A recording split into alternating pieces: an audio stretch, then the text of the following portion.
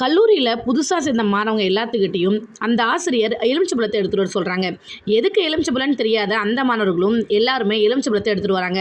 எடுத்துகிட்டு வந்த எலுமிச்சம்பழத்தில் தங்களோட இன்சில் எழுத சொல்கிறாரு அந்த ஆசிரியர். அதன்படி அந்த ஸ்டூடெண்ட்ஸும் அவங்களோட இன்சில் எழுதுறாங்க.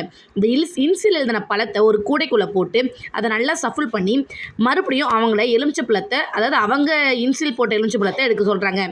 அந்த மாணவர்களும் கரெக்டாக கண்டுபிடிச்சி அவங்க எலுமிச்சம்பழத்தை எடுத்துடுறாங்க. அதுக்கப்புறம் அவர் என்ன சொல்கிறாருன்னா, அந்த எலுமிச்சம்பழத்தோட தோலை உரிக்க சொல்கிறாரு. எல்லாருமே அதோட தோலை உரிச்சதுக்கப்புறம் மறுபடியும் அதை அதே கூடையில் போட்டு சஃபுல் பண்ணுறாரு.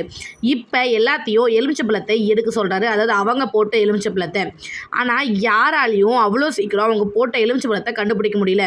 ஏன்னா தோல் உரிச்சதுக்கப்புறம் எல்லா பழமும் ஒரே மாதிரி தான் இருக்கும். அதனால் யாரையும் கண்டுபிடிக்க முடியல. இதுக்கு அவர் என்ன சொன்னார் அப்படின்னா, இதே மாதிரி தான் நம்மளோட ஜாதி, மதம், இனம் இது எல்லாமே அடிப்படை மனித பண்புகள். இதை நம்ம எடுத்துட்டோம் அப்படின்னா நம்மளுக்கிட்ட இருக்க அந்த மனிதாபிமானம் அப்படிங்கிறது எல்லாத்துக்கிட்டையும் பொதுவாக இருக்கக்கூடியது. அதனால் எல்லாரும் உங்களோட மனிதாபிமானத்தை மட்டும் எப்பவுமே விட்டுறாதீங்க அப்படின்னு சொல்கிறாங்க. இந்த பாடத்தை